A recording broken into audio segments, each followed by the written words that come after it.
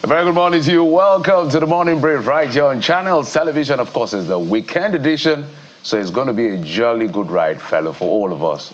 Maybe really towards the end beginning, I don't know. But just stay tuned and watch what happens. But welcome. Good morning, Nigeria. Good morning from everywhere you're watching around the world. It is the Morning Brief again, and we're here, as we always tell you. I'm Anne Nwawadu. Thank you for joining us. And from Abuja, the nation's capital, I'm Kayode Okikilu. Good morning, guys. Good morning, Kayode. How are you? I was wondering what's going on? Why are you still in Abuja, Kayode? So let's begin from you. Well, the show. There's a simple explanation to that. First, it's raining. You know, they say it rains cats and dogs in other parts of the world, but here in Abuja, it is raining rocks and greenery this morning. And Abuja's rain is unforgiving. Lagos' rain is quite intense, right? But wait till you meet Abuja's rain. So this morning is a very wet Friday morning here in the nation's capital. And of course, you know how it is with our work, guys. Work can take you anywhere, but the goal is to always keep your head up high. No, I wasn't asking for a politically correct answer. So it's a straight question. You were supposed to have been back to Lagos. So what's the business of weather and rain and storm? And what is it exactly? He's trying to tell us. So you missed your flights, or you reschedule your flights, or you just fell in love with Abuja? No, I didn't miss my flight. I'm doing the work, guys. You know how the work is. What work are you doing, Kayode? Let's not just start with Kayode on national television, because we're just going to show what you're actually doing in Abuja. But anyway, we hope you come back early enough. I mean, you're going to spend your weekend there, but whatever it is, just enjoy yourself. I know you're missing me. Because when you come back... I know you're missing me, guys. Okay, let's just get straight. So I know you were at the conference. So maybe what's the highlight of that conference for you? Well, I think it's been just wonderful seeing other broadcasters across the country coming together and basically rubbing minds, sharing ideas. So that's the other part of the work I'm doing here in the nation's capital. So yes, great seeing your colleagues, how we need to collaborate a lot. So yes, that's something I'll be sharing with you guys, of course, when I get back in the coming days. That's what you'll be sharing with us when you get back. Okay, Kayode, I hope it's not, you're not going outside. You said it's raining cat and dog. I think it's more like raining elephants and rhinos in Abuja, but whatever it is, Abuja weather, maybe you should go on a hike, Kayode. There's so many beautiful sceneries in Abuja that you can enjoy before you come back to our Lagos. Yeah. And when I mean our Lagos, you understand what I'm talking about. Yeah. All right. All right, we have a lot. I'll try that, definitely. Yeah, we'll have a lot in store for you. So maybe we'll just get straight to it, because it's a big show and certain things happened yesterday, which is why we want to bring you up to speed. So one of the things we'll be looking at today, digging deep, just diving deep into the conversation about the state of our economy. And this is a big one. For instance, when the Patriot had to meet the president, he told them, look, this idea of a new constitution is great, but my focus right now is about the economy.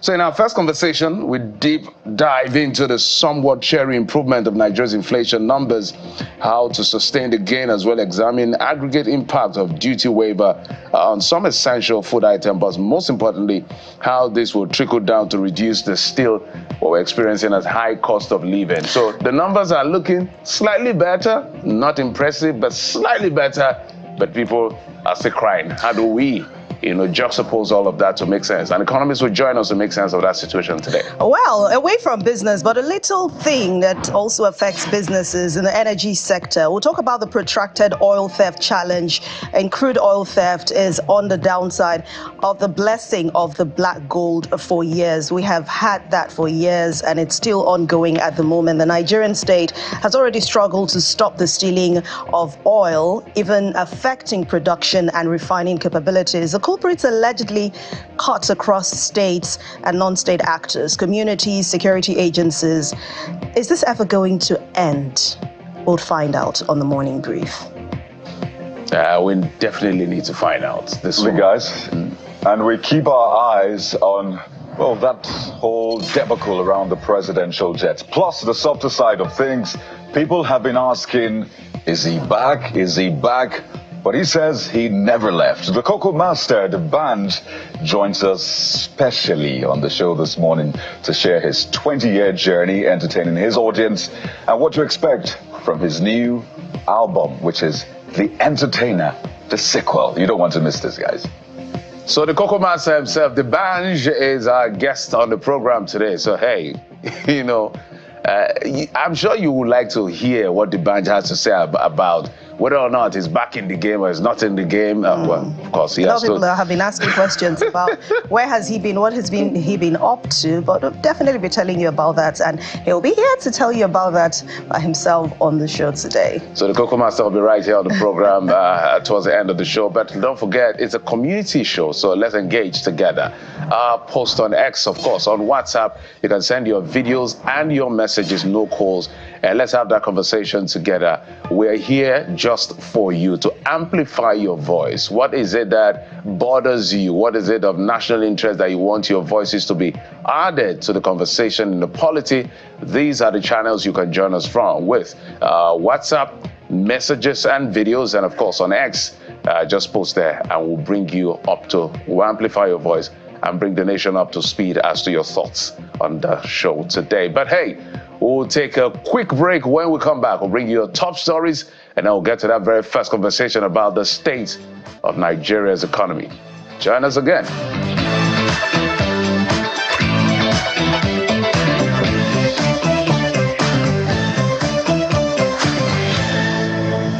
Top on the brief this morning is the assurance by the federal government saying the offices of the National Security Advisor and Attorney General of the Federation have set in motion legal and diplomatic steps to ensure the discharge of what it termed inappropriate orders against the 3 presidential aircraft undergoing routine maintenance in France. The AGF's office in a statement says the federal government became aware of the interim attachment of the aircraft on Wednesday, August the 14th.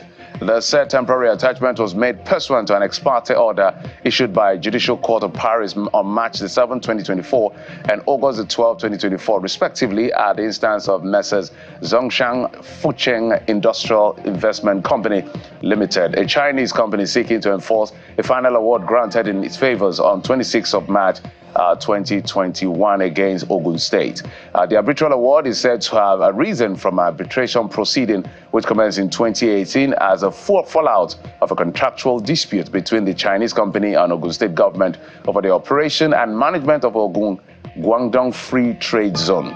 The federal government said that while further actions are being put in place to resolve the entire dispute through available legal means, its firm position remains that the aircraft in question are sovereign assets used solely for sovereign purposes and are therefore immune from attachment, as Zhang sought to do in this particular suit.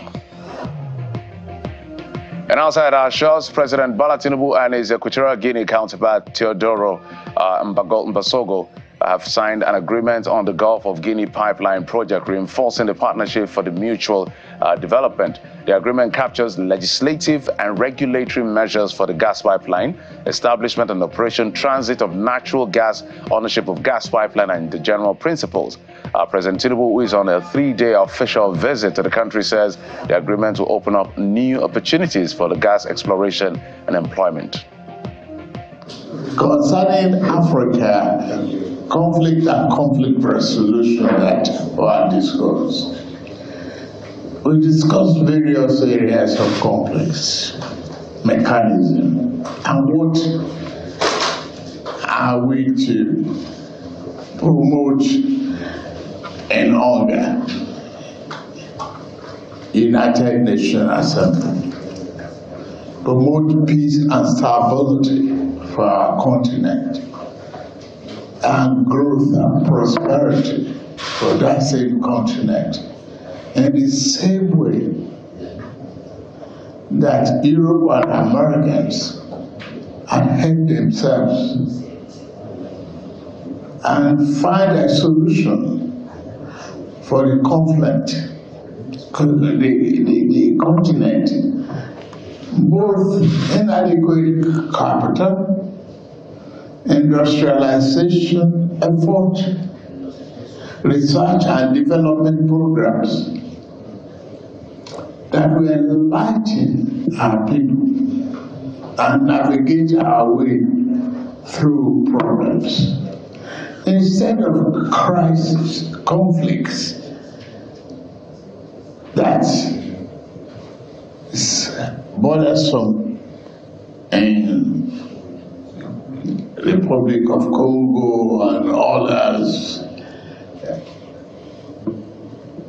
We have to look inwards to solve these problems for ourselves. In his response, President Mbagoso explains how the bilateral relations with Nigeria over many years have been rewarding, which will further deepen cooperation among the two sovereign states. In the meantime, a network of civil society organizations from ECOWAS have warned that the region is edging around disintegration given the stream of exits by some member states. The group known as the West Africa Democracy Solidarity Network attributes the fallout from the erosion of democratic values, citing military intervention and rejection of democratic principles. The coordinator of the group, Mr. Paul Kufo, says the exit of Mali, Niger Republic, and Burkina Faso have far-reaching implications for the long-term stability of the sub-region. I think ECOWAS recognizes the need to hold on to the stability of the sub-region, and they are putting forward a lot of measures to ensure that the sub-region remains intact and unified as it is. We've analyzed the implications of this exit, that it is likely to cause further instability and disintegrate the sub-region. It also has socioeconomic implications, because what will happen to the citizens from these countries staying in countries that belongs to ECOWAS but has no relationship with these countries that have exited. What we have failed to do is to keep a constant watch and oversight on the norms and values that we set for democracy, especially the institutions for delivering the promise and aspirations of democracy must be working. And here we're talking about institutions like the local government system must be well connected to citizens.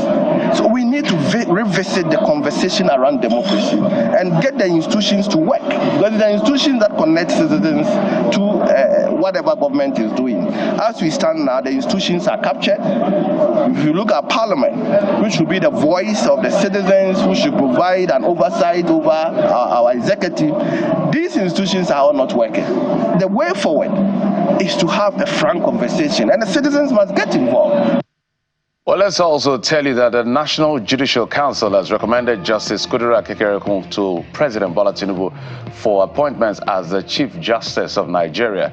In a statement by the NJC spokesperson, Mr. Sojioye, the decision was taken following the Council's 106th meeting presided over by the CJN Justice Lukayode Ariwola. They said the meeting was held on August the 14th and 15th in Abuja, just 7 days before the retirement of Justice Ariwola as the CJN. Justice Ariwola was appointed as the CJN on September the 21st, 2022 by former President Muhammadu Buhari and is expected to bow out on August the 22nd when he will attain the mandatory retirement age of 70.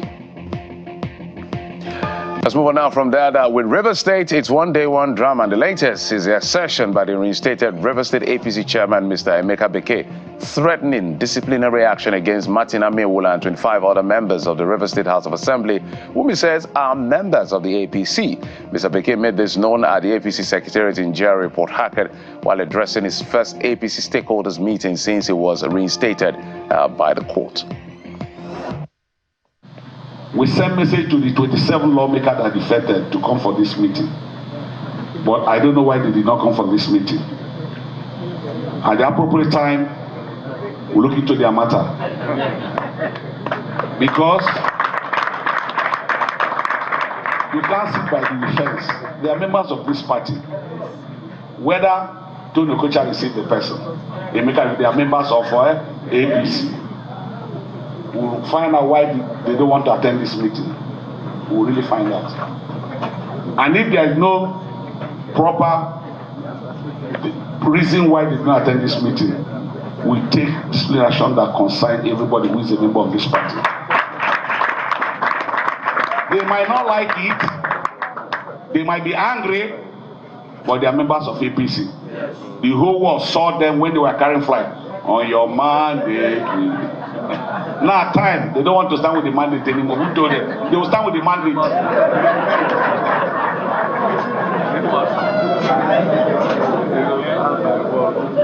I don't want to take so much time because we'll give leaders to speak. Please, we are going to partake in this local government election. It's quite interesting. River State. We're not done with River State. A coalition of River State leaders have weighed in on the political feud between Governor Fubara and his predecessor, Nyesom Wike, seeking a lasting action and solution to the protracted situation and protecting the state, led by Chief Sonny Chukwumele. The group condemned what they termed the ongoing efforts by Wike's allies to destabilize the government, including recent utterances by former caretaker chairman of the APC, Mr. Tony Okocha, accusing the governor of sponsoring the anti-bad governance protest, which they described as inflammatory. The coalition, while briefing journalists in Port Harcourt, criticized the assembly faction led by Honorable Martins Amewule for attempting to starve the state of funds through the court, warning that such moves will cause crisis. Rivers people are shocked. There has not been any convincing and deterring actions of the security and intelligence community on the conflicts in River State. A recent account is the armed invasion of legitimate activities of caretaker chairmen in Ikwere and Obiakpo local governments. This conspiracy looks certainly geared towards the removal of the governor of River State by every means possible and install an administrator to act on behalf of the Minister of the FCT. This is a recipe for catastrophe and ethnic war in River State. And away from River State to some issues around the economy. After months of sustained surge, Nigeria's headline inflation has dropped to 33.40% in July 2024 from 34.19% in June 2024, marking the first since December 2022, when it last dropped to 21.34%. According to the latest data from the National Bureau of Statistics, the Bureau's Consumer Price Index report for July 2024 indicates a 0.79 percentage point decrease in rates in July compared to June 2024. A breakdown of the figure showed that on a year-on-year basis, the rate was 9.32 percentage points higher than the one in July 2023, when it stood at 24.08%. Food inflation rate in July 2024 has dropped to 39.53% from 40.87% in June 2024, but on a year-on-year basis, 12.55% points higher compared to the rate that was recorded in July 2023, which stood at 26.98%. In what you consider an audacious move, Ukraine has set up a military administrative office in Russia's Kursk region, where a surprise incursion into Russian territory continues.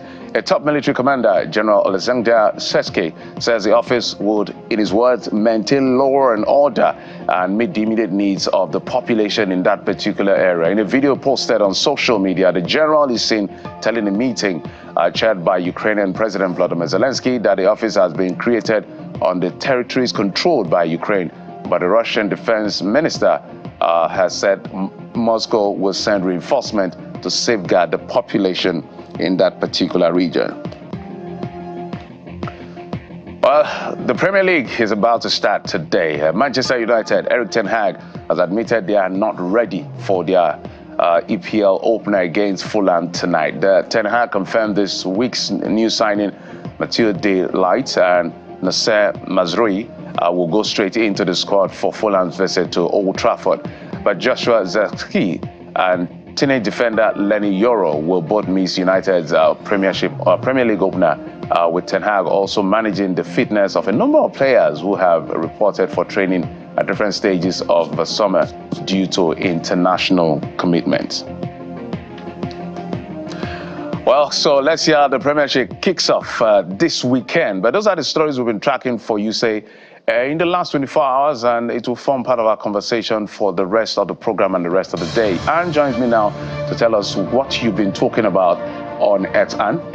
Yes, a lot have been going on between yesterday and today, especially from reactions from yesterday's interview with Senator Kawu. And We're just going to be saying that really caught the attention of many Nigerians, and they've been reacting to it as expected, especially on the case of remuneration for senators in the country. So this first tweet is coming from Mark Easy Nixie on the senator accusing former President Obasanjo of introducing corruption to the National Assembly. He says that, then stop it. Introduction shouldn't be an excuse for sustaining corrupt practices. All right. Andy says he introduced it, yes. But the fact that the National Assembly could not kill corruption 17 years after OBJ left office makes NAS fantastically corrupt. So allegations. Kaido was talking with him at that particular point, and we checked and said, do you have evidence to prove this? But he doubled down on the fact that it was the former president. I'm sure that he was referring to the issue of third-term ambition. And all of that. And this is from Biola Olaniyan 1. He says that what's the senator doing in collaboration with his or her colleagues, his colleagues this time, to reduce or stop it? The mayor of Oluku says, okay, Senate, we've heard you. Can you now, in all good conscience, stop the corruption? Just stop it. That's all we want to hear. We don't care who started. We don't care who does it. We don't care who introduced it. So just stop it. That's what this user is saying. And Femi Holder says that in a sane country, the senator that made such comments against former GCFR should be arrested and dismissed from office, except he has facts to back his claims. Well, the former president, I'm sure his handlers would have told him. So it's up to him whether he wants to sue the guy or even respond to it. It's up to him. So it's a democracy. People have a right to say what they have to say, but you have to prove it if you get to court. I agree when it comes to proving facts. 63 legal refineries uncovered amidst concerns over delay in Port Harcourt refinery. So should we really call them refineries in that sense? I don't think, but because we lack what to call it, we have to call it refinery. It's somewhere they produce oil. They refine crude. They refine crude. So I think when you say a refinery, Port Harcourt, that is a refinery, all the modular ones that were approved. So, but let's see what Comrade Jim Ezena says. It's time for the president and the APC-led government to rethink age-long destruction of so-called illegal refineries. Nigerian president should bring operators of illegal refineries together, build refinery clusters in the 6 geopolitical zones, train them for official crude allocation.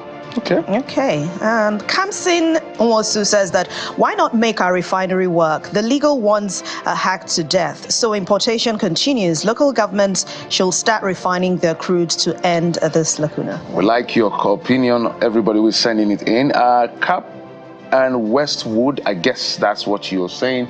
Could illegal artisanal refineries hamper the resumption of the NNPCL refinery? No. Does the activity of oil thief reduce the production capacity of sanctioned wells? No.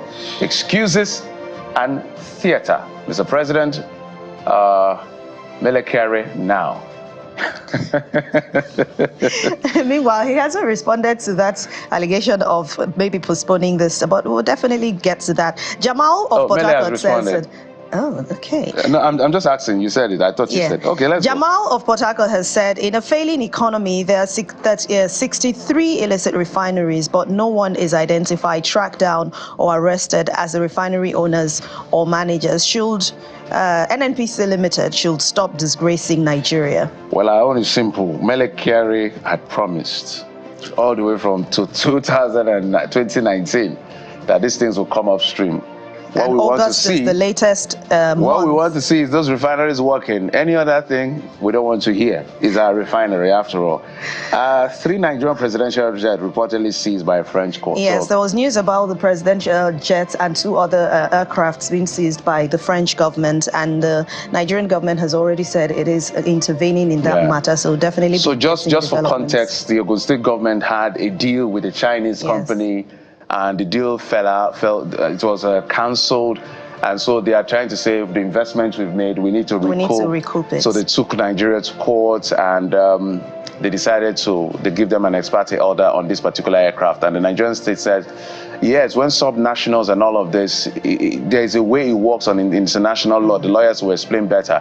But this is used for sovereign purpose, and it cannot be. So the government is using both diplomatic and legal means to see how they can resolve those, because those are presidential aircraft that are on routine maintenance in Europe. And they are not collateral. And they are not collateral. So the AGF and the NSA and all of the people involved said, we should not worry, those planes will come back. So, all right, so Ben Samuel starts with this one, and he said, I really hope that this isn't true. This situation doesn't bode well for our sovereign nation. How could 3 presidential jets leave the country simultaneously? Do we even need 3? It's a luxury we simply cannot afford. Putting politics aside, I sincerely hope that this issue is resolved swiftly. All right, but that's speaking for the government. I guess when they say 3, doesn't mean only the president, the vice president as well, and maybe one as backup. I don't know. I'm not Ajirin Galali or Well, that statement actually said themselves. 1 presidential jet and 2 others. So the 2 others will be what I guess they'll explain. Okay, a joy for you, sir. Let's buy a new one. Nigeria keeps contracting to foreign firms. You can only employ foreign experts if need be, or training local talents abroad, failing to build its citizens' local capacity and secular economy, plus regular contract breaches that comes with each new admins. Okay. All right, so from there, from the presidential jets, we move to the latest. Nigeria's President Bola Tinubu was in Equatorial Guinea. President signed an agreement, of course, on gas pipeline. And you saw when Jeff was reading the top stories, we had the president talk about that agreement and what they hope that the 2 countries can do together in terms of collaboration and partnership, of course. And then this FKN Football is coming with the first comment on X, saying that, I hope it will be concluded quickly. The gas line between Morocco and Nigeria is taking 25 years now, is not what we want. Okay, so for context, if this contract is really, if we execute this, all of our gas in metric tons, in trillions of metric tons in Nigeria, tons rather, Europe needs the gas. Yes. So if we get that gas pipeline all the way from Nigeria across the West African countries to the North African countries to Europe, and then that's another major means. That's how Qatar is rich, gas. So this is a big one. Narrowscope says it's not about the bilateral deals upheld with international partners, but about the benefit the nation fetches from the resources that are going to be drifted into the bunker of international consumers. And the final one is coming from Daddy Twins. It says that since I was born, Nigeria has been signing agreements with other countries, and we don't see the benefits of those agreements. It doesn't reflect on our economy. It doesn't reflect on our passports. Okay, so those are the things we've been tracking for you on the program, and sorry, on X, I should say.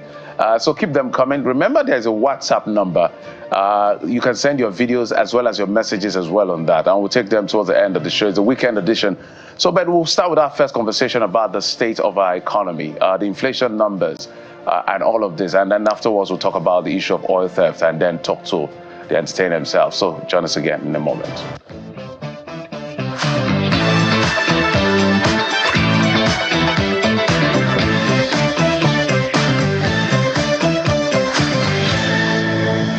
Well, inflation figures are out. Never mind the fact that it's for July and it may not capture what you're going through right now. But this is very important for economic planning. And even if you're not a fan of the term inflation, I tell you that it is affecting you every day. So what do we make of the latest inflation figures put out by the Nigeria Bureau of Statistics? What does it mean for you? How does this reflect on government's performance? What does government need to do to ensure that we bring it down even more? Well, joining us on the show to walk through all of those issues is Mr. Paul Alaji, Chief Economist, SPM Professionals. Good morning, Mr. Alaji. Good morning, and thank you so much for having me. We want to dive into the inflation figures right away. But just before we dive into that, there's another C we need to dive into, and that is the issue with the presidential jets. 3 presidential jets, French court giving a ruling, essentially seizing those jets. And for a lot of Nigerians, they're wondering, how did we get here? A deal between Ogun State, a Chinese company, 2007.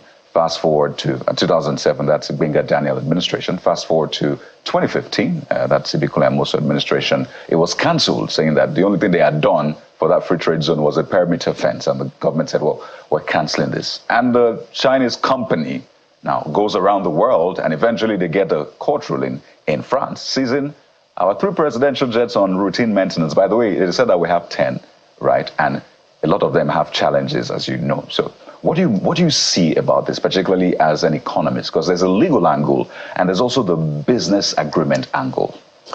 So the first thing I'll say, thank you for having me. The first thing I'll say to these is how we respect contracts. We have not heard from the government side, Ogun State side, official statement, if it's in the public domain. Well, maybe it has not been fully digested. But what seems to be common over time is that ease of doing business is affected. And this has implication on investment. If truly an agreement was signed, were there timelines? Because Chinese nationals are a very clever set of people. They will not get into investing in a nation without buying time, without buying, what do you call it now, priority for themselves. So what seems to be missing with Nigerian authority, especially at the subnational, I know we're trying to improve this at national level, at the federal level, I beg your pardon, is negotiation. People sign just because they want something to be attributed to their tenure or to their time or to their term in office without necessarily looking at how are we going to see this through. So when the new administration comes, and perhaps is not in the books, the former administration is not, it needs a good book, say, no, this thing is not working, let's leave. So we really don't know what percentage is Chinese company need to bring to Nigeria, and what percentage should Ogun State contribute. We don't have those information just yet. And that is why I think federal government, because right now, federal government is in the mix. When they discuss Nigeria, among Committee of Nations, they will not say, oh, Ogun versus...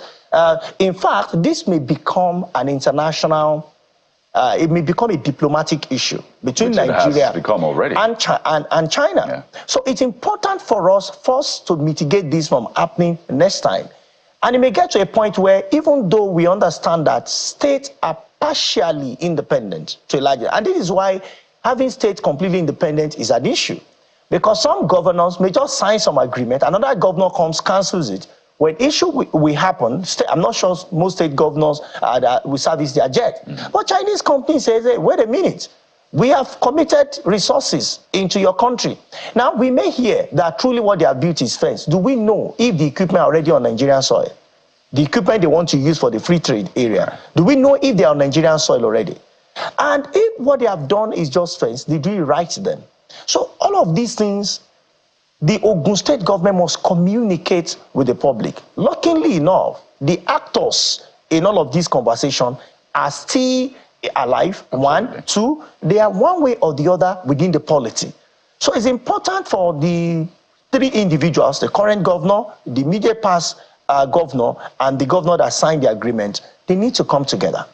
It's important for them to have this conversation and perhaps throw more light so that Nigerians will understand what is really happening. Regarding the jet of Mr. President, it's a routine presidential thing. Jet, presidential vice president, of presidential, whether it's a president, vice president, or whosoever in the presidency. Well, regarding the jet, is a national asset. It belongs to Nigeria, which is a sovereign state. So, which is a sovereign state. So it's important, not just even if we say, okay, we're going to buy another one. That will be very embarrassing to me as a citizen of Nigeria, because it has implication on the quality of my passport. Many people don't know Ogun State around the world, but everybody knows Nigeria. Nigeria is owning a company, and the company took Nigeria to court, and Nigeria's jet. That is the information in international media. You know, so we need to do everything possible. First, because of our national pride, get those jets back in Nigeria after they have, of course, been properly serviced, whether it's for the president or it's for anybody in Nigeria. They are our representative. Ogun State, we need to revisit whatever agreement they have. If they need to go to court, which I think is a noble thing to do, it's better they go to court and say, we have cancelled and it's within the term of the agreement that we have. I believe lawyers will help us to do justice to that. They gave different reasons. They said they were not appropriately served and all of that. But as they say, they shouldn't play with Nigerians when it comes to their presidential jets. This is not the time for all of that. But while we see how that plays out, let's talk about the big one, that's inflation figures, and we're at 33.4 now. We were at 34.19 before. This time last year, we were at 24, which is actually the target of this government for this year, to take us back to where they met us. So for you, first, seeing these figures, does this empirical evidence of, in some sense, does it really show the reality on ground? And can the poor breathe a little bit with these figures you've seen? Well, this figure, honestly, it's a very, very difficult figure to defend right now, because when you look at what people experience in July, incidentally, we monitor prices of goods and services, most of which are captured by the National Bureau of Statistics. We understand that price of a few commodity dropped slightly, like tomatoes, and a few other agro-produce. And when you look at the number, it's the food inflation that actually influenced the headline inflation to come down. It's not the same for core inflation. It's not the same for urban inflation. So food inflation play a major role in this number. And what does that mean? Seasonality. It was because there is a season of harvest that the inflation came down. So from the MBS figure, does it mean that it is as a result of increasing NPR by the Monetary Policy Committee that led to this reduction? Not my figures. The MBS figure says no. It is because of seasonality that we have this marginal reduction, less than 1%, if you would say, reduction in inflation. And how do you term it in economics? It is inflation is increasing at a reducing rate. Right. So it's not that inflation has reduced, or inflation is increasing because it's high inflation, increasing at a reducing rate. So does it meet expectation of the people's reality? The truth is that no. Perhaps it is too marginal to impact on people. Inflation generally around the world should be between 2 to 3%. When you have more than 3% inflation, I'm sorry, you are dealing with a crisis in your hand. Now for Nigeria, because we're a third world country and we're a developing nation, or some people will say less developed nation, inflation is manageably around 6 to 9%. Right. What you don't want to have is a double-digit inflation. Unfortunately, since the third quarter of 2015 till date, we have to cope with double-digit inflation, not just in its 10s, not in his 20s, now in his 30s, which of course is really crazy and very disturbing. So you said third quarter of 2015. Till date. So does that say something about the APC government? Because the facts are there. The APC government came in around that time, and that's what we've been seeing from there. But there's a politics angle, which of course affects the governance. But let's throw this over to Lagos now. Jeffrey, and over to you guys. Mr. Alaje, good to see you. Let's begin to, I know you talked about it's marginal, it's less than 1%. But for the first time in a long while, we have seen a reduction, permit me to use that word, for the generality of the populace on this one. So can you point to some of the key drivers? I know you mentioned the fear about season and all of that, but other key drivers, if you may want to add it, and whether this can be sustained, or this is just a quick one-off. What exactly is going on here? Because as an average Nigerian, a lot of people will say, look, things are still high, cost of living is still high, so how does that bother me with these numbers? Well, there are a number of drivers that we need to look at. We want to look at the impact of exchange rate. We may want to look at the impact of devaluation. We may want to look at what central bank is doing, which of course is good, but unfortunately, why it has not achieved results. If time permit me, I will tell you why over the last, if you like, 4 years, or if you want to extend it 8 years, we kept devaluing Naira. I mean, we kept increasing NPR rather than inflation, even not just NPR, even CRR, rather than inflation come down. Inflation has maintained a particular height. It has continued to increase. So what must we, why have we not been able to curtail inflation? So this is what I would say. There are several parameters. In fact, inflation, generally speaking, for elementary economics, or those who perhaps are undergrads and maybe at MBAs, they will tell you that inflation has 2 types, which is cost push and demand pull. What many will not learn until they get to a particular level in economics is that inflation, the way it has 2 types, it also has 2 kinds. We have monetary and non-monetary inflation. When you talk of monetary inflation, there are 2 major drivers, among others, not just 2, but 2 major. Now you have high inflation as a result of monetary component when your country prints currency. Now, so wait a minute. You recall that around 20, 23, 22, 21, and so on and so forth, you have seen high level of printing of money. In fact, the then central bank governor boastfully mentioned on television that it's our job to print money. But what he did not say is, at what point will it be too much? Unfortunately, over 20 trillion naira printed under Ways and Means. And I hear recently that we are also planning to increase the volume of Ways and Means for about additional 5%. If that happens, inflation number will jump even further than what we have right now in the 30s, maybe to 35, 38, or 40%, which of course is not what we want to see as a nation. That said, on one hand. On the second hand, when you deliberately devalue your currency, then you have more to deal with in terms of monetary inflation. Now, the other component of inflation are called non-monetary inflation. And what does that mean? In case, let's assume there is COVID.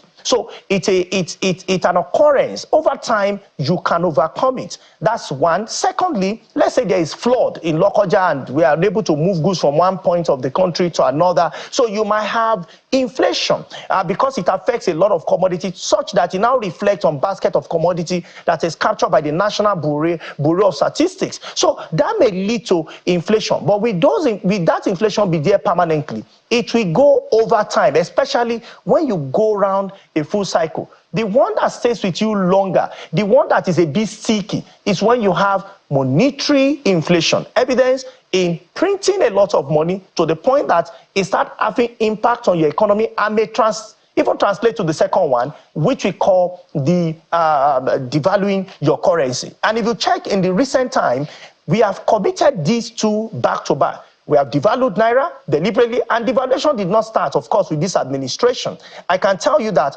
between 2015 to 2024, more than 16 times we have technically devalued, adjusted the figure. Right now, we have left it to float. And I tell you that we need to be very wary of flotation. Sounds good, economic theory, sounds sweet, classical theory. But let's look at literature and look at countries that have practiced the same policy. I remember just after war, Germany had a different currency apart from Deutschmark, and the currency was left to flow. I tell you, Germany, the same Germany that we know in Europe, was faced with more difficult inflationary pressure that we are seeing in Nigeria today. At the end of the day, even Germany abandoned the entire currency, started a new currency, but with some solution. And this solution is what we need to bear in mind as a nation. First, outlaw deficit. Unfortunately, check. In the last 25 years till date, Nigeria has perpetually lived on deficit. The truth is that it's more than 25 years. Our budget has been on deficit over and over and over again. There are some benefits for budget deficit, but when it persists and the monies we are using to service our budget, especially at the federal and of course some states too, is coming from international community, the larger proportion in the name of foreign loans, then it will have more pressure on our local currency. When you have more pressure on our local currency such that we cannot defend anymore at using our reserves, what happened to exchange rates? It will devalue. When it devalue, it will give you monetary inflation. I don't know if you can follow the sequence. So we need to do something very quickly about that. Germany outlawed it. Japan was faced with similar challenges in the 70s, in the 80s, until Japan also came up with law to say two things. We outlaw deficit. Secondly, we peg our currency against the dollar. Germany pegged the currency, by the way. More recently, in the 80s, Russia economy was faced with difficult economic situation championed by one economic factor, inflation. The Russian economy faced it in the 80s up until 1998 and 1999 when Russia had a new leader. And the new leader in Russia says, wait a minute, what did Germany do? What did Japan do? We need to do the same. Peg their currency against the dollar at a convenient rate based on PPP, and beyond that, Russia also, after doing that, outlaw partially the deficit and also sought for reduction in taxation, because the previous two leaders before their new leader had increased taxes back to back, reduced tax so that economy can grow. So, but look at what we are doing in Nigeria, and not just in Nigeria, unfortunately, for most African countries, from Kenya to Uganda, and also in Nigeria. Even in South Africa, our policy direction seems to be the same. Unfortunately, my favorite book says, companion of fools shall be destroyed. We are doing the same thing. We floated our currency, hoping that someday we are going to be able to compete. I have said that, well, we need to rethink that flotation. For many Nigerians who are non-economists, they will tell you that the price of fuel is the reason why the economy is hard and things are hard. It's not just the price of fuel.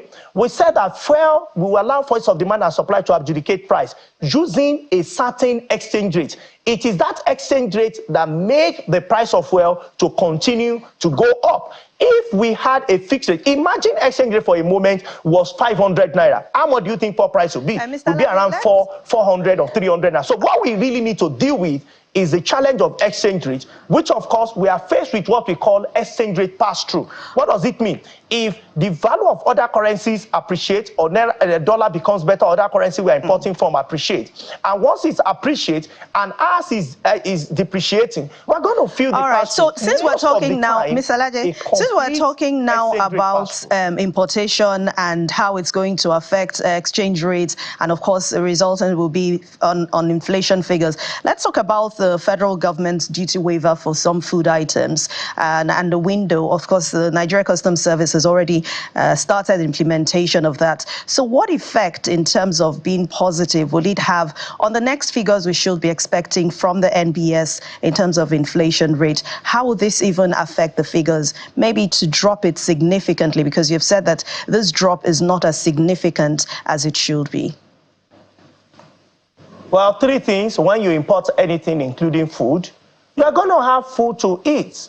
In the 70s, we knew India as ship-to-eat nation. They were shipping to feed themselves.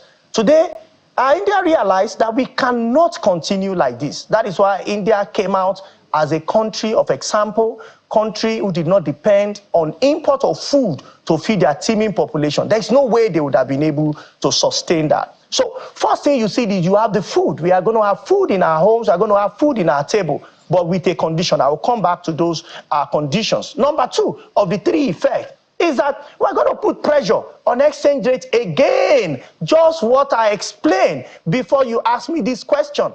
Because whether we're importing from Republic of Benin, or we are importing from China, or we are importing from Taiwan, anywhere we are bringing the food from, they don't use Naira as their local currency. They also don't have a vote where Naira is kept. So perhaps we're going to buy those local currency, or we're going to buy the US dollars to import this food. It will put pressure. When it put pressure, unfortunately, even if you buy the food cheap this time, what will it be in a year time? That's the second condition. The third condition is that we will tell farmers in those nations, it's a good day for you. Keep farming while ours are kept in their homes, are kept in IDPs. So it will give us momentary solution. But will this solution last beyond short term? It has never lasted beyond short term. It has been a solution within the 6 month, maximum 9 month period. And that is why I agree completely with Mr. President that if we do this just in a very, very short term period of 180 days, honestly and sincerely, if this goes beyond 200 days, just like I won, Naira to dollar will become 1.5 August, that by March, that projection came through 30th of January this year. The same thing, if this import waiver goes beyond 6 months, 180 days or 200 days, food prices will become much higher, 1. 2, it will also have impact on exchange rate, which means, and 3, remember that farmers here are not sufficient. So we're going to have challenges having farmers to now go back to farm, and it's not a situation we want to find ourselves. So it's a short-term solution. Food waivers is good, it's a short-term solution, but beyond the waivers, beyond all the waivers we might be giving, what is important is that there are things we should have sufficiency on. One of those many things Nigeria should have sufficiency on is food that we can produce on our soil, which includes maize, which includes rice, which includes beans, and many other things that should not have been imported in the first instance. But it's an emergency situation. And in an emergency situation, you might need to plug that device, maybe they call it oxygen. My medical friends, we know that. But that does not mean that if you want to live consistently and you want to go to work, you carry that device on your nose and be going around. So this is an emergency situation that we have in find of food, but we cannot permanently. All right, Mr. Alaji, I want to stay with what you raised an important point, saying that this waiver, because we're importing, is going to put a lot of pressure, yet again, or additional pressure on our FX that is not, we don't have enough vote for it. Maybe you speak to that as well, because we also know what oil and gas does to the FX demand in the country. So I know that the Minister of Finance had mentioned the fact that our balance of payment is looking good, and he talks about FPI. Do we have votes to even be able to manage this short-term measure we are putting in place, just in case this pressure kicks in faster than we expect? Because sometimes these things, you don't know. You can only dictate the beginning. You don't know how it will happen in the middle or towards the end. And it's a good advice you've given that it should not be extended beyond 6 months. Well, yes. I believe that authorities would know, they will have the actual numbers regarding if it will carry us or not. But based on what is published on the central bank website, I believe that we can manage the 6 months window, the 180 days, maximum 200 days. Why I'm saying this is because of some underlying factors or statement that is saying in the first instance. Does it mean that there will be a second instance? I don't think we should consider second instance. I believe that now that we want to import for a short period of 6 months, we should ask ourselves, this volume of import, how do we have it in output? How can Federal Executive Council, the federal government and state government, now that President Tinubu had made gains with local government, how can we say each local government should present a minimum of 10 hectares or 20 hectares, 200 hectares or 100 hectares of land for farm output that supports their soil? So we have Ministry of Agriculture and we have the same in different states. They should carry out soil tests. Which soil is best for cashew nuts? Which soil is best for coconuts? Which soil is best for Irish potato? Which soil is best for cassava, for maize, for rice, for all manner of output all over the country? That is where the support will go. When local government is having their support, what proportion of that money is going into plantation? It gone are the days where we say, just stay in front of your house, throw a corn of a seed of corn, throw it, it will grow over time. No. The nations that want to have independence in food import will be coordinated, because in Nigeria we seem to have that coordination failure in agriculture and even in manufacturing. Will be coordinated. We will identify for them who will offtake their output. Is very important. We need to have centralized storage in different states, not just in 6 states or 7 states, in different states. In case where farmers are unable to sell everything they have, there could be a central point where they will take this, so instead of them wasting away. So what we are going to have is supply, because what is consistent with all of us is demand. So if you can provide the supply, then we can start seeing relative ease. But remember, in all of this, we are still talking of non-monetary inflation. Even when you have abundant supply and the central bank of the nation says it is time to devalue the naira, there will still be inflation. All right, so Mr. Alaje, when we talk about some of these figures and all of that, the inflation rate, it's not just about food production, it's not just about agriculture. There are loads of other factors that drive this inflation figures. If you were to advise and talk about other factors and how they can be handled, well handled, I'm sure you have explained how agriculture can play a very huge role in people planting what is suitable for their soil to drive food production and also help in food security. But for other factors, what would you see happen to ensure that these figures decrease not just marginally, but substantially? Okay, so for me, I believe that within 9 months, we can actually have end some of the crisis, not completely, but some of the crisis we are going through in Nigeria. I strongly believe we can, and that will start, of course, with being purposeful with agro. From agro, how do we connect our farms to the market carefully and successfully, connect the same to industry, and also be very, very purposeful when it comes to the ease to liberalize export. In Nigeria today, it's difficult to export. And if it is difficult to export, how would you say you want to earn hard currency? So that component of manufacturing and agriculture as well as export is what the overall economy, the real economy or the real sector we need to deal with. I know that government is doing some things with Manufacturer Association of Nigeria, but how soon some of the meetings and some of the engagement we pay off, well, it's a different conversation entirely. So agriculture, organize and plan, then manufacturing should be deepened beyond what we are doing now. Now, for monetary, which of course, when you look at every economy, the goal is stability. For me, the central bank have continued to increase interest rates, hoping that this will curtail inflation. Unfortunately, it has not. Why? Because of the term sterilization. Sterilization is a central bank term around the world. So, but what we do when we raise interest rates, so or we increase CRR, some of the monies are withdrawn. That supply of money is withdrawn to reduce supply while demand remains the same. Right. So, but instead of having that consistently, the monies find their way back into the overall economy. If not, how do you explain continuous money supply? Even though we claim we are withdrawing from the economy, it does not align, it does not agree. One way that finds its way back is through Ways and Means, through several intervention programs that we are running. So if we want to run a system, a market system, it's better we do it completely. If we want to run a planned economy, then we should declare that what we want to run is a planned economy. It should not be a confusion of some sort, because if you want to support A on one side and we are bringing elements of B, then unfortunately you are not going to see it. Yeah, President Tinubu has mentioned massive infrastructure rollout all around the nation. There's still some delays because I've seen some activity, to be fair and to be sincere, of some construction and infrastructure going on. But the quantum of this, when you compare that to need, is still very low, is still very slow, and we need to do more to double up all of this energy. When you talk about sterilization, the sterilization Nigerians also need is sterilizing corruption as well, because we see that our budget performance over the past years just been, 10% or thereabouts.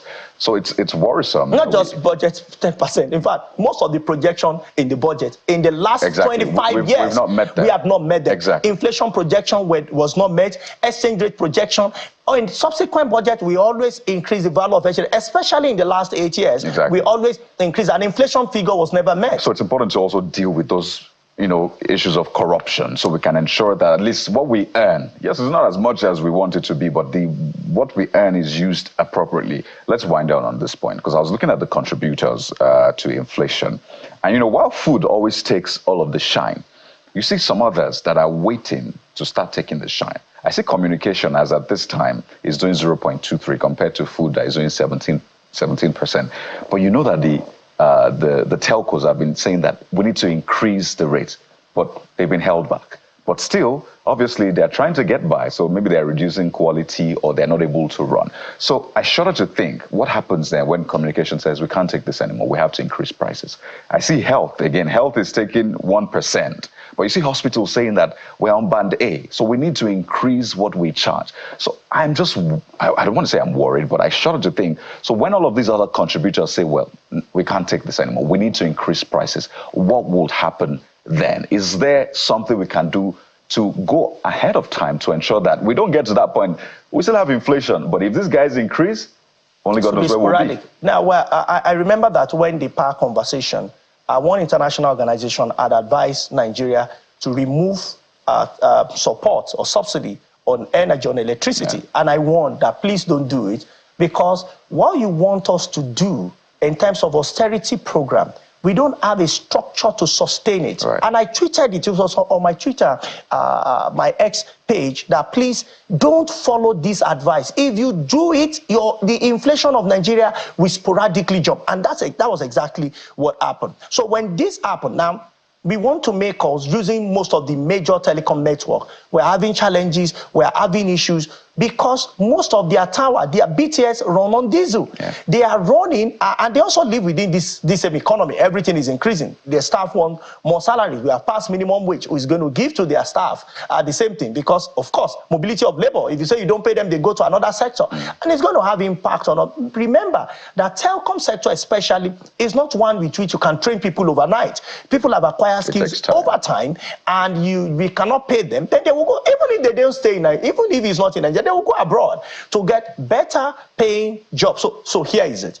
It's important we know that when we adjust energy costs, be it PMS, be it diesel, be it electricity, it will have sporadic effect on the entire economy, on the entire sector. That is why I would advise government, before you increase any other thing, or you say you want anything to be liberalized, we need to answer this question. What kind of economy do we want to run? Do we want to run a pure market system, or we want to run partial market system, or we want to run a planned So the government is not clear on those things? We are not clear, actually, on what we want to do. Quite a number of things to still raise, really, but we have to anchor at this point. I think it's enough for us to chew on and ensure that we at least do right by the people of our nation. But it's been a very expository conversation with you this morning, talking through the latest inflation figures. Who knows where we'll be in the coming month? Don't project. I know you've been doing well as a prophet of late. Mr. Paul Alaje, Chief Economist, SPM Professionals, thank you for your time. Thank you so much for having me. We'll take a moment now. We'll return our attention to the petroleum industry. What is happening there? It's a big one. Don't forget, Port Harcourt Refinery is meant to be up early August. I'm quoting the NNPCL head. But this is past mid-August. So where are we with that and other issues around, vandalism and all of that? Stay with us right here on the Morning Brief. We'll find out.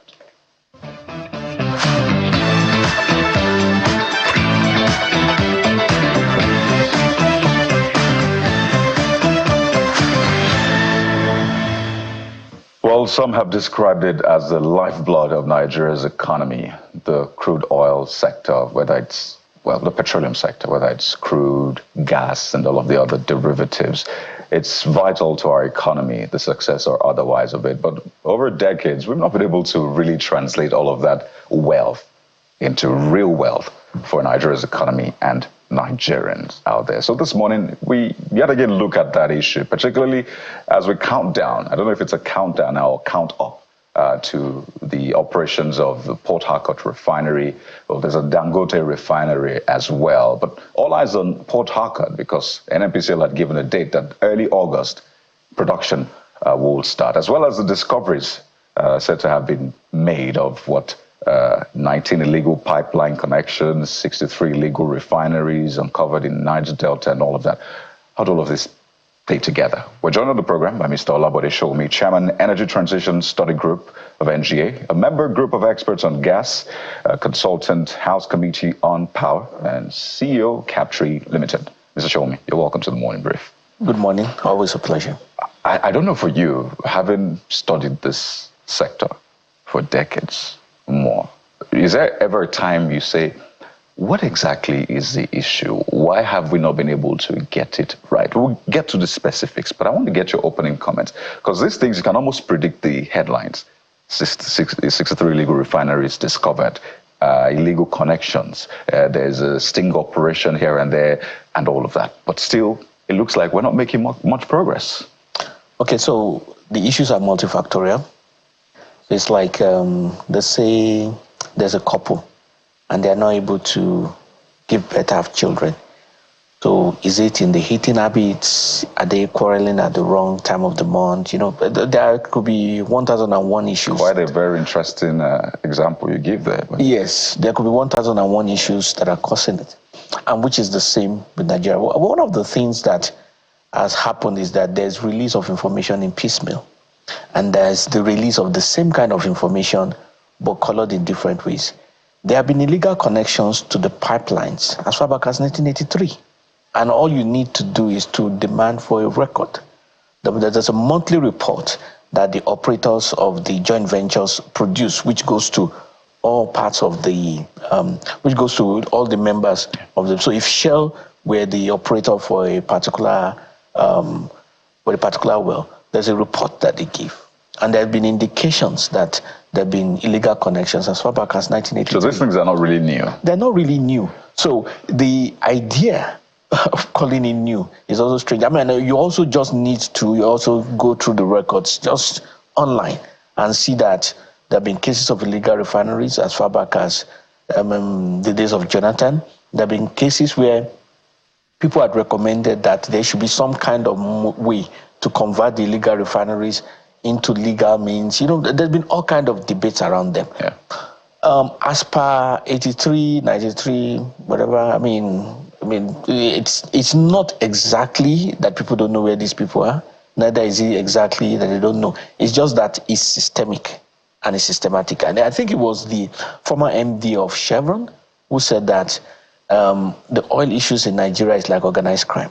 And I think that because if you take an helicopter ride from Warri to say maybe Escravos or any of all those places, once you are up, you just see smoke coming out and you know that these things are here. So it's not exactly that they're just discovering them. I think that would be wrong. It may be that they're now taking They are rediscovering the previous discovery that they discovered previously. Maybe, but I would want to put it this way, that they are maybe taking decisions that enough is enough, that they need to end some things. So maybe that may be a better way to... Now, this is how a lot of Nigerians are receiving, or this is how they've received reports like this, particularly at this time.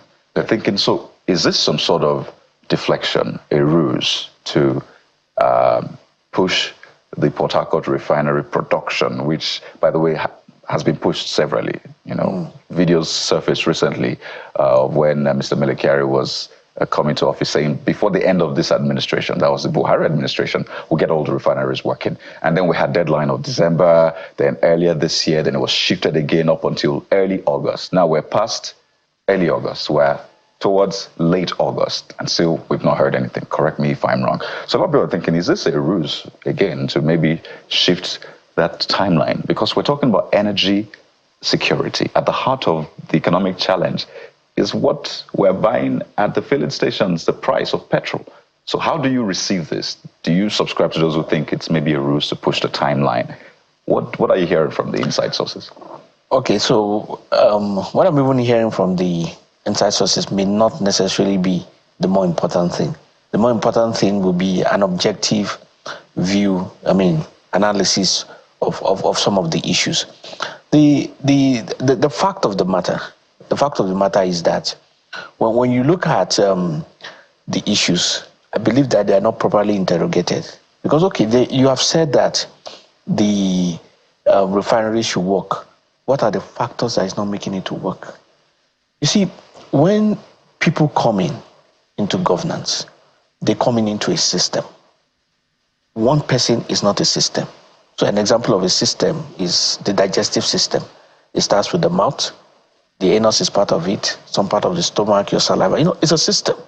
One does not make a system. You will recall, I think it was about... But one can be responsible for a system, because there's the human who's in charge. So you watch what you eat, there's a difference. What you do. Yes. There's a difference between the person being responsible for the system and the person being the system. So the coach is responsible for the football team. But the coach alone is not what determines. You can be a great coach, but if your players don't want to play for you, they don't want to play for you.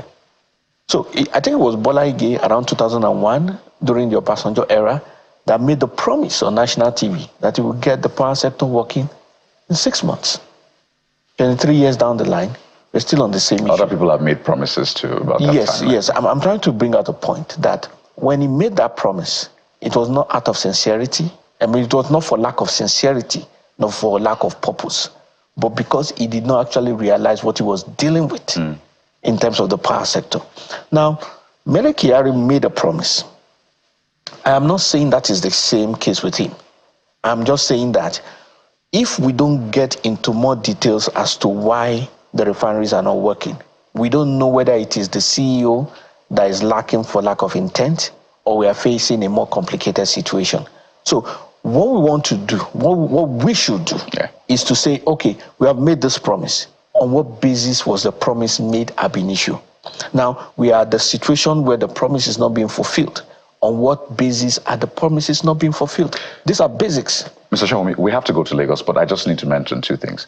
One, you were put in that position. Whether you're president, whether it's former President Olusegun Obasanjo that made the promise. Yes. He's the president, the commander-in-chief, not even of electricity, of the armed forces. So you have the power. So there's no excuse to now say after the 6 months, you now come out to say, in fact, they don't even come out to apologize and say this is why it doesn't work. So first, you have a job to do, and you have to do that job. If you cannot do that job, kindly step aside and let the person who can do it do the job. Secondly, communication. But let's continue the communication in our Lagos studio. Jeffrey, and over to you guys. All right. So my own question will be towards prosecution of those who have been found culpable of oil theft. I mean, at the last hearing on the House of Representatives, I recall at the Special Committee on Crude Oil Theft held in Abuja, where the person, that's Abdul Karim Chukore, was talking about the cases that had been discovered, and so many. If I recall, it is 400 cases have been charged to court since 2019. And of course, about 2022, 200 cases were not charged. So we know that a lot of people, lots of arrests have been made, and so many other issues surrounding, we have found this. Most times the federal government has even destroyed vessels on sea. So we've seen a lot of things going around crude oil theft, but prosecutions have not really been made. The House of Representatives Committee is already seeking a special court to even try most of these cases. What is really going on in terms of prosecuting those found culpable? Or maybe because the prosecution is not happening or they're not seeing consequences, that is why it keeps going on. What do you have to say about this issue? I mean, obviously, in any case where there is no deterrent, there's technically an encouragement. So if the cases are not being prosecuted, obviously people are encouraged to do it because it's consequences management that determines deterrence. Even for children, I mean, if a child growing up puts his hand in the fire and he gets burnt, the child, irrespective of whatever people say, will not go near the fire again. So there's a reason why when people are caught, other people are replacing them. It is because when they weigh the balance of probabilities, they found out that it can be more profitable. So it is incumbent on the government, on the legal system, to make it unprofitable for people who get involved in that business. It is then that people will change, because there are a lot of factors that are there. It's not just the money. It's not. So while the industry is grappling with its own issues and trying to evolve into some kind of a stable industry, the other things that are related, that the legal and other support services also need to do their work. So basically, it's symptomatic of the Nigerian system, which is not industry specific, which is across all industries, be it sports, be it health, and what we'll find there. So the legal imperfections are also part of what is affecting the industry. That's the reality of what this means. Mr. Shomi, let's take a look at this video, or this just a short report, short report from our correspondent Charles Oporum. Just take a listen to this. So this is an illegal crude oil refining site here in Okozi, by Mandon local government area of the South. Come. Now, all these sacks you see here are sacks of crude oil. It's not sacks of rice. It's liquid. Liquid is inside all of them. Come. You see? This is crude oil. This is crude oil. It's crude oil. So it's a major operation. It's ongoing. Massive operation. The Nigerian Navy, led by this man here, Commodore Desmond Ibu. He's the commander of the Nigerian Navy ship Pathfinder. They discovered this place inside somebody's compound. Okay, people tried. People found this place. So they said they've arrested 2 people, and they are still trying to track down the other people because it's a massive operation that's ongoing here. Now, if you remember 3 weeks ago, the Nigerian Navy launched the 3rd phase of Operation Delta Sanity, which is an operation designed to reduce crude oil thefts in the Niger Delta. Nigeria is supposed to be producing 2.5 million barrels of oil per day, but because of crude oil theft, that number reduced to about 1.5. And the other numbers, of course, are in places like this. Now, look forward. You'll see, this is a chicken farm, this is a poultry, but they have converted the whole poultry to a storage facility for their crude oil, their illegal crude oil products. Come, let's go this other way. Let me show you something. Now, The environment is gone. So, Mr. Shomi, we just needed to bring you up to speed. I'm sure you're familiar with this thing. So maybe for those who are not familiar, this is the reality we're facing as a country. A poultry farm converted to where they store crude oil in bags. Someone said, after God is government. So my question is, shouldn't we start with government itself? Because it's almost difficult to believe that if some state actors are not involved, this will thrive. Okay, well, I mean, it's a probability, but it's not all criminal activities or criminal organizations that have state involvement. It's just the daring nature of man. I mean, it's like saying that every successful mega business has government involvement. It's not necessarily so.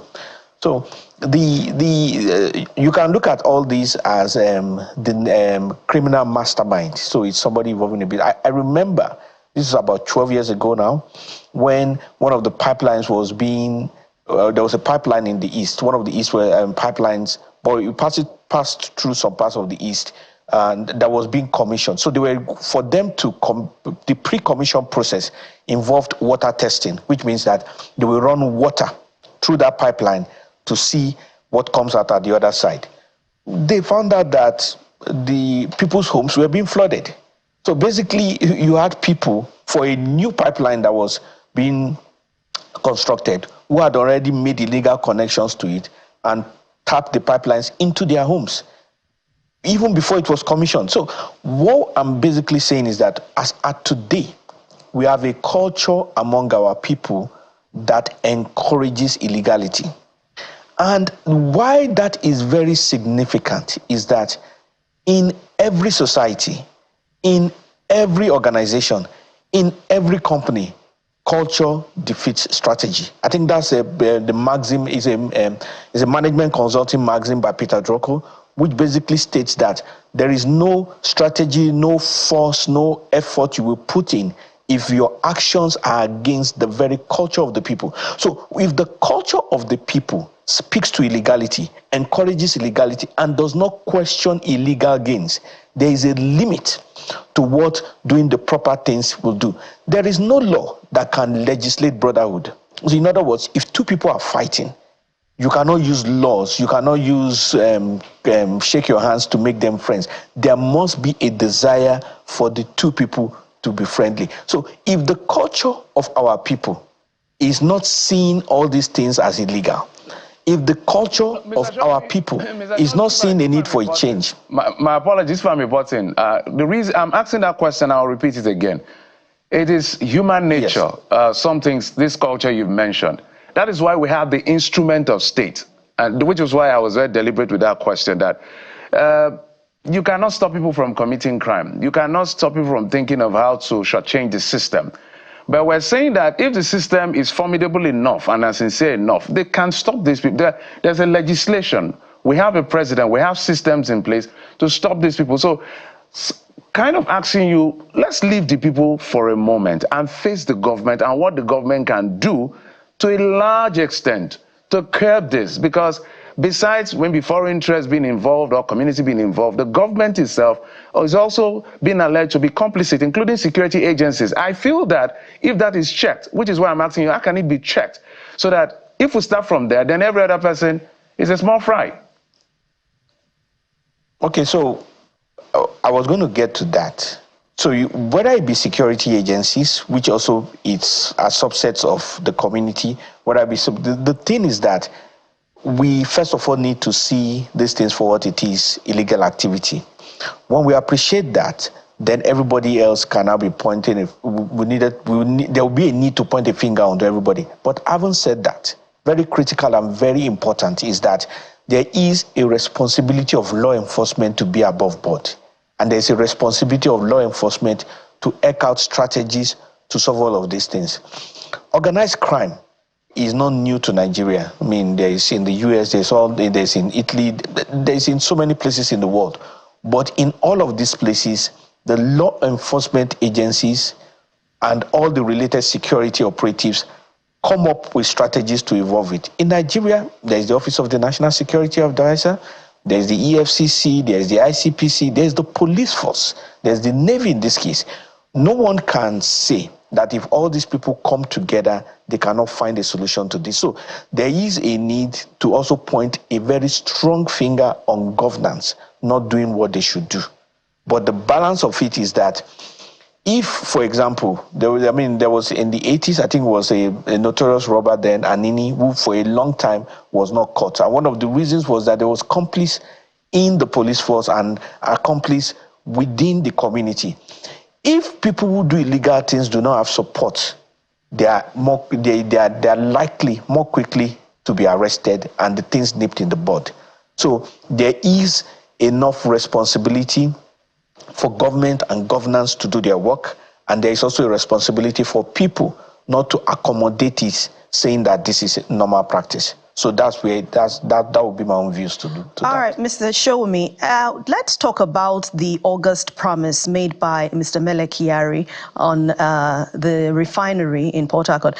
Someone said, while we're taking the trending story, someone had said, oh, maybe it's time for local governments to start producing their own fuel. And because for over the years, this issue of crude oil, theft, fuel has been a major challenge. Now refinery has been said, oh, we're starting operation in August. What is going on with the 4 refineries in Nigeria? And why has this date been pushed all the way?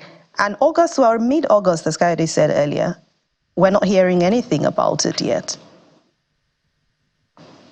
Well, excellent. So I can only say to the extent that I know, and I can only say to the extent of largely what is public. One of the things that is indisputable is that there isn't enough information, public information, into the technical operations of the refineries.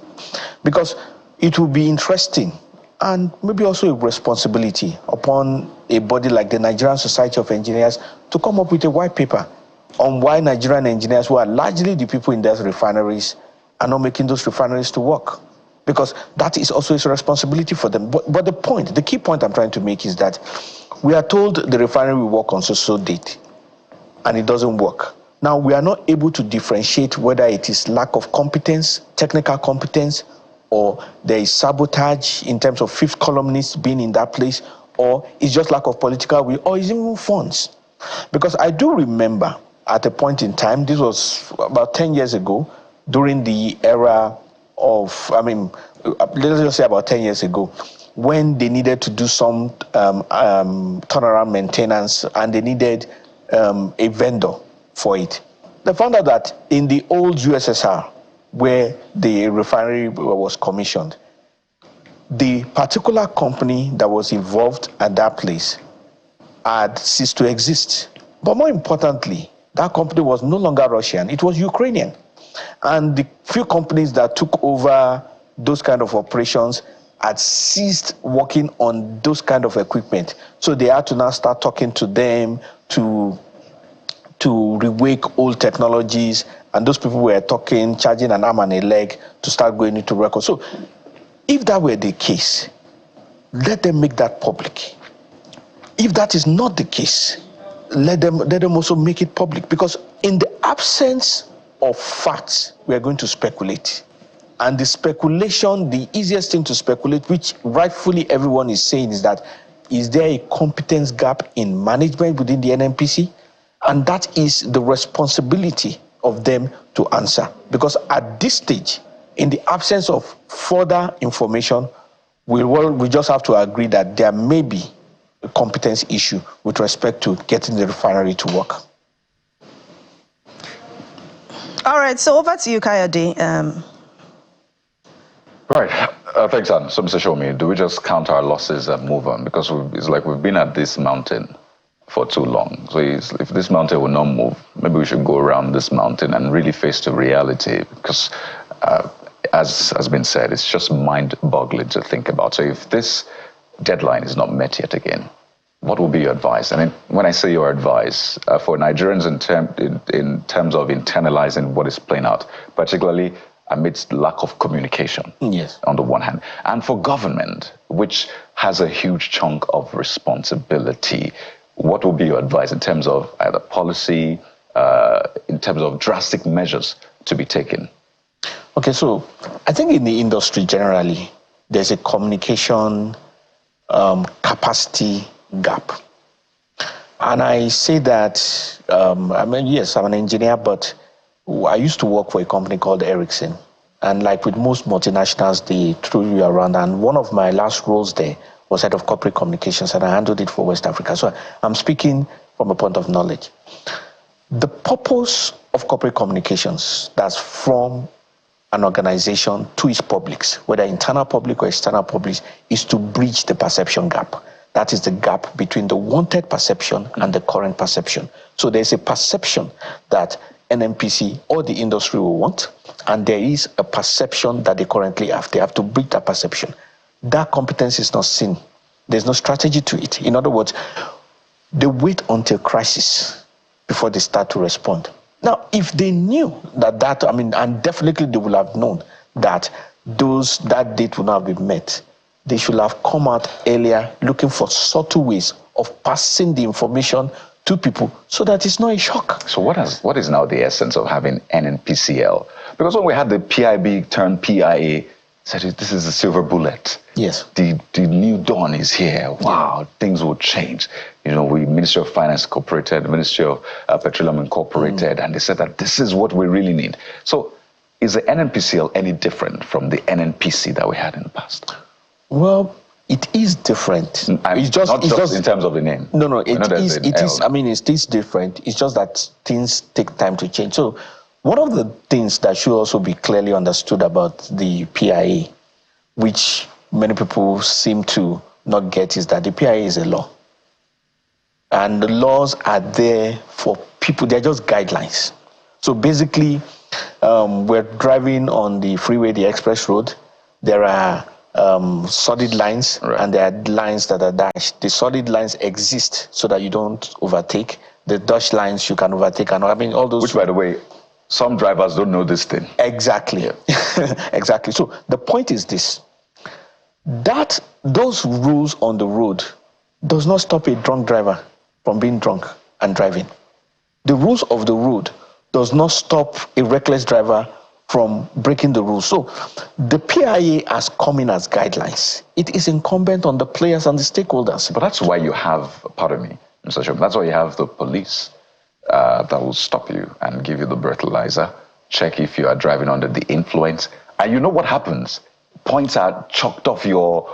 You know what should happen? So we don't do, first of all, we don't do points in Nigeria. No, I'm giving you the ideal situation. And yes, that's the essence. You talked about working in multinational. Yes. These are things that should be a no-brainer. No, so your license is withdrawn. In fact, you can go to jail for that. And there is appropriate punishment for that. Yes, I totally agree with you. But we have to work within the reality of where we're in. So in the reality of where we're in... Even in Nigeria, there's punishment for driving under the influence. Punishment for driving under the influence. But I'm not sure I've heard of something happening like that in the last 30 years. And I've been driving for a while. So, but that's not the issue. The point is this. It was just an analogy in the sense that, yes, there's a way things work in other climes to make it effective. If it has not been working here, maybe we want to copy all that. But the issue is that we cannot use the ideal to work on our reality. So, for example, in science, the basic thing in science, they talk about the frictionless plane when they're trying to calculate speed and all that, which means a surface that has no friction. No, everybody knows that that's impossible. But it is that ideal that is the theoretical framework for which we get all our reality. So the ideal is the law, which puts all the guidelines in place, which puts all the... But the culture within these organizations that have been put into this law is slowly changing. So it will take a while for all these things to work. What is important is that progress is being made along those lines. When did you say the very first pipeline vandalism was discovered in Nigeria, Mr. Shum? Interruptions, I think I said as far back as 1983. At least there's a 1983. Isn't that a while enough? Because you said it would take a while.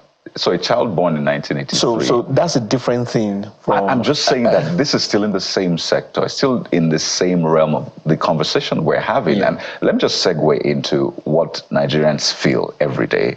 Till today, you are not guaranteed that you drive into a petrol station and you get petrol. Most filling stations are either shut or they're trying to conserve. They just allow a few cars in, shut it out, and then nobody buys petrol again. And this has been on, by the way, in some areas for more than a month, in fact, more than 2 months. Yeah. And we're going on as though this is normal. Mr. Shomi, this is not normal. It's abnormal. And this has gone on for this long. It looks like those in authority that are meant to be responsible are keeping quiet and expecting Nigerians to do what they do best, adapt. I don't think that will be the case, because we're just coming out of the case that people don't get petrol, or no, that the people in authority are just numb, or I think there is an evolution of crisis in a way the industry is not used to. So this is a conservative industry. This is an industry that hardly talks, and they are now being met with talkatives. Why don't they talk? It's the culture of the industry. So it's not. Doesn't mean it's right. I'm not saying it's right. I'm saying that that's the culture of the industry. So that even, I basically said something that NNPCL has not made information available, probably because there isn't a strategy for that. Probably because for multiple factors. Yeah. That is inherent to whoever is in charge there. That's what he inherited. And that is what is evolving. So there are changes now, and they also need to adapt to those changes. But when we are going to plan for change, we are not going to plan for change on where we want it to be. We will plan for change on where we are, with the focus of where we want it to be. So there's a big difference. It is imperfect. It has all these issues. But we are going to start from all these our issues. And one of the ways of starting is effective communication between the people who are responsible and the publics. Even within the system, they do not handle their internal public well. So there is a lot of issues with miscommunication. You talk to people within the system, there are misgivings, they have different views from the leadership, they think more like fifth columnists. Right. And that word, by the way, came up from the Spanish Civil War, which was just before the World War. And what was it? So there was a Spanish general who encapsulated one of the Spanish cities, and he was being interviewed that how was he going to capture the city. So he said he had a column of army coming from the north, one from the south, one from the east and the west, the 4 column. But he said that those are not the people he's believing to deliver the city for him. He said he has a 5th column inside the city, and that is the one that will deliver the city. Thank you for taking us down memory lane, at least to understand the history of that. So at the end of the day, there's still the challenge. And when I say those in authority, by the way, you can break it down. Those in authority in terms of government, those in authority in business as well, because it's a sector that has different players. There's the depot owners, those who transport, the marketers, even the petrol station owners, and the rest. So it's a multifaceted authority issue, really. But government has the sole responsibility to ensure, to set the tone, to be the one who says, no, don't do it this way. This is how you should do it, to regulate. That's the word I'm looking for. So maybe we should also break it down. So we've talked about the government, and NNPCL is still seen as government, whether or not it has changed form. No, it is government. It is government, even though it has changed the form. So let's break it down. In terms of this current challenge of fuel scarcity, how do we then appropriately say, okay, NNPC takes 50% of the responsibility, the depot owners, the marketers? Have you been able to look through and maybe in terms of communication help people to see how they can also say, oh, you petroleum marketers, your responsibility is to do this. You're not doing it. You depot owners, do this as well. I think if we were to break it down that way, I'll probably say NNPCL has 90% responsibility. Not even 50. No, I wouldn't say so, because they are, at the moment, they are the sole importers. Right. That is a significant aspect of the value chain. Okay. They also have certain overview, authority, and responsibilities over the depot owners. So, but the depot owners do have a responsibility. So the issue really is checking the supply chain and checking who is responsible for what and where the issues are. Is he at the supply end? But one of the things that has been raised as one of the possible issues is the rate of the naira to the dollar, right, which is also affecting import rates and a number of other factors. But whatever be the case, there is a responsibility on NNPCL to communicate properly, not just to the public, but even within their own organization, so that they do not have a disconcerted organization when engaging the rest of the world. And fifth columnists. Mr. Alabo Show, we would like to thank you. By the way, there's still the elephant in the room, subsidy, communication in terms of that. But we have to thank you so much, Chairman, Energy Transition Study Group of NGA, Consultant, House Committee on Power, CEO, Capture Limited. Thank you for your time on the program. Always a pleasure. We go on a break now, and we have something for you. I can tell you this has been specially curated. The band joins us in a few seconds. The Cocoa Master is here. Stay with us on the morning. Welcome back. This is still the morning brief, and on the final stretch, you know how we always take it soft and easing you into the weekend. So we have on the morning brief today, he's a Nigerian singer and rapper. His genres are Afrobeat, pop, hip hop. I mean, he's been through all of it. He is Dapo Oyebanjo, known as the Banj. You know him as a Cocoa Master. Some call him Bangali. He's right here on the show with us. Thank you very much for joining us on the morning brief. And it's good to see you. Thank you so much. I'm the Banj, Oski Banj, like my Jamaican friends call me. Capella, like my South Africans call me. Mensa, like my Ghanaians call me. Frike, like my Liberians call me. Usinawata Burogara Yawan. Importer, exporter. And I must greet you all specially. I just had to expect that will happen. So welcome officially to this. So where have you been, the band? That's a question a lot of people are asking. Where have you been? Oh my God, it's been a wonderful 20 years journey, you know, and that's why it's exciting for me. Celebrating 20 years since 2004. It's a journey that, you know, I want everybody to follow me through, and I'll let you know through my eyes. So I'm here for you. I've always been here. I have always been here. What's the latest? What's going on with you at the moment? Oh, you know, so yesterday we had such a great, fulfilling time because my album literally came out today, like into the midnight. And the title of the album is The Entertainer, the sequel, which is like chapter 2 to the previously released Entertainer Chapter 1 in 2008. And it's a specific one for me because in celebrating 20 years, like you said, where have I been? I said that the journey from 20 years ago just needed to carry all my fans along, and I prepared specifically for them for this year so that they can see. And it's not changed. I'm still the entertainer, and I cannot wait for you all to listen to the album. Yesterday was so fulfilling and was so graceful with the turnout. So let's bring some context of the conversation, the Banj, on this particular one. So walk us through some of the processes that informed some of the records that you put out in this particular album before we talk about the level of reception. Oh, thank you so much. So like I was saying, in 2008, I came out with Entertainer Chapter 1.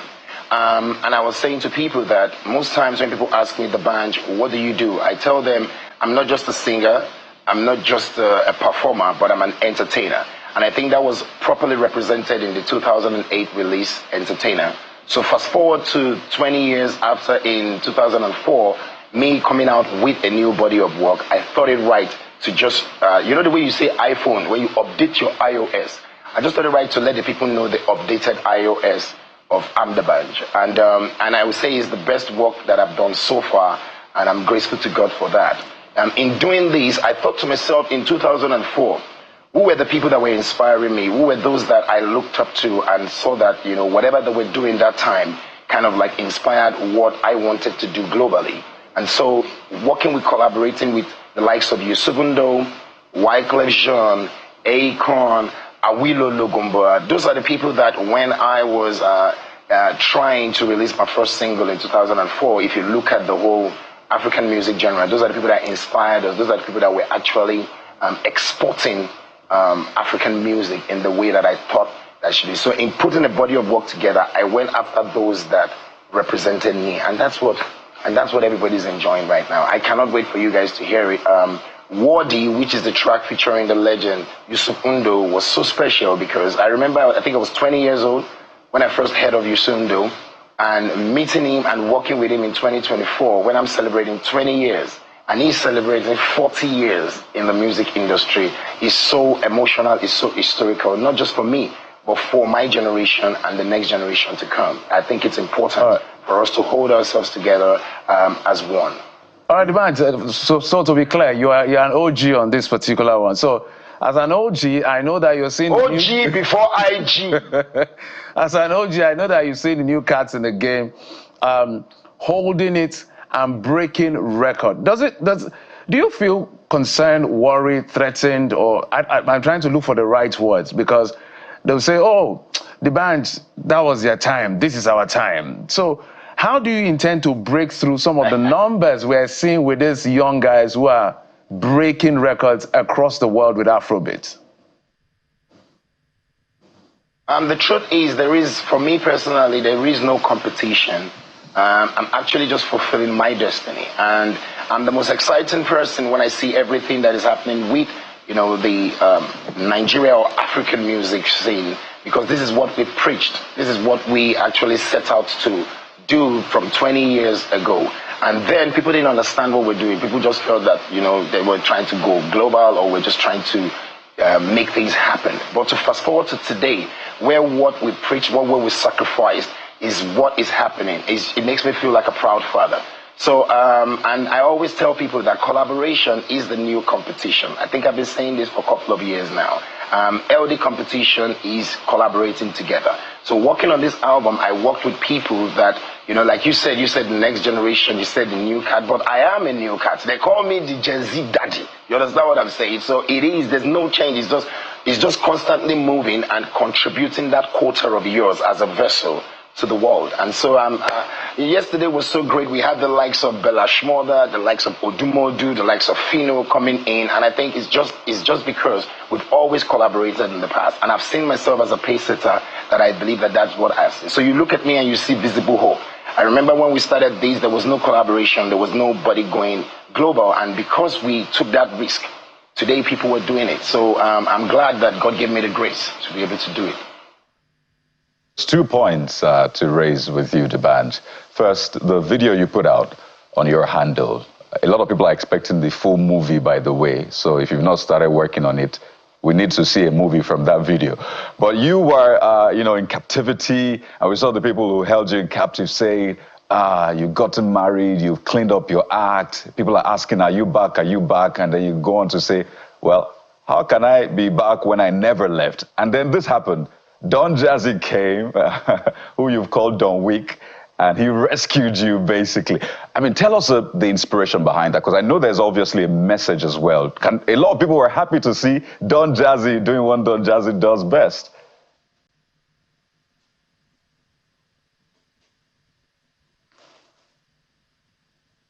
Shout out to Don Jazzy. Shout out to Olamide Badu. Those two specifically, while working on the album, are people that I felt that over time we've connected, and what we've built together was important to bring into this. So Don Jazzy and Olamide are my co-executive producers on this album, and just like you saw in the trailer, I think it was a message to everyone. People asking me, are you still doing music? Where have you been? Are you gone? Are you back? Are you this? I remember watching a movie called John Wick, and it was almost the same thing happening to the young guy Keanu Reeves in the film, where you set up priorities. And I believe in 20 years, you definitely got to know in different stages of your life, on your way to your destiny, what you need to achieve. So there were times where I focused on the music. There were times where I needed to focus on my family and my personal life to build, a home for myself. And so in saying all this, I was like, wait, where did you go? Because a soldier, drops his gun doesn't mean that he's no longer a shooter, or doesn't mean he's no longer a sniper. And I think that goes not just for me, not just for Don Jazzy, but for everyone in my generation and the next generation. So we said, you know what, let us put something out there. Let people know that, this is what is about to come. And just like an entertainer, it's not just about the music, it's not just about the visuals, it's about the full package. So yes, get ready to possibly see the documentary of D'banj's 20 years, or even another movie like a biopic. But I would like to let people know and bring them into my world so that they can see through my eyes. And that's what you're seeing there. So for all those people where they ask questions before, D'banj, Don Jazzy, D'banj, Don Jazzy, what's happening? Where are they? Are they fighting? Are they not fighting? You have your answer there now. I must greet you successfully. Fantastic. And we expect to see all of that energy in the latest album, The Entertainer, the sequel. Final word from me, or it's not a word really, it's just a question. So I recently got the harmonica, right, the bands, and I've been learning to play this thing. Apparently, it's not easy. So I've learned do to sol. Let me try it. Please show me do, re, mi, fa, shiri. Let me try it again.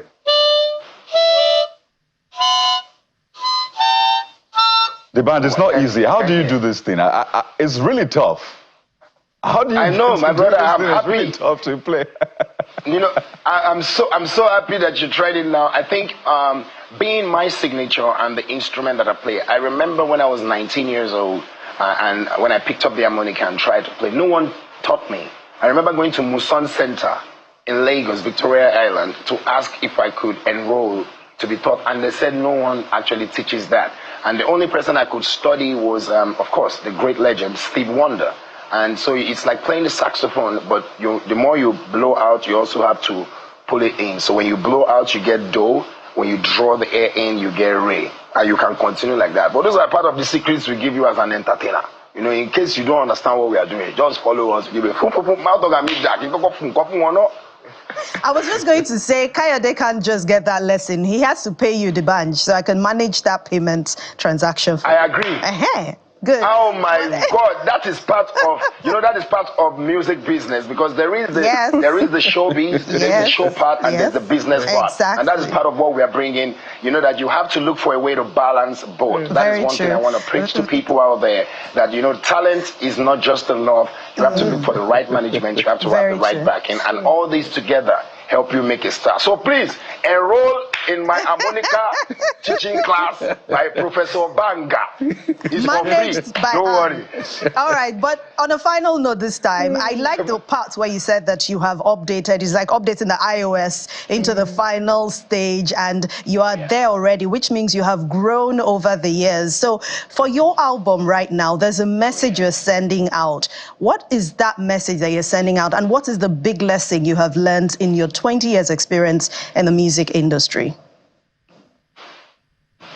Oh, wow. Thank you so much.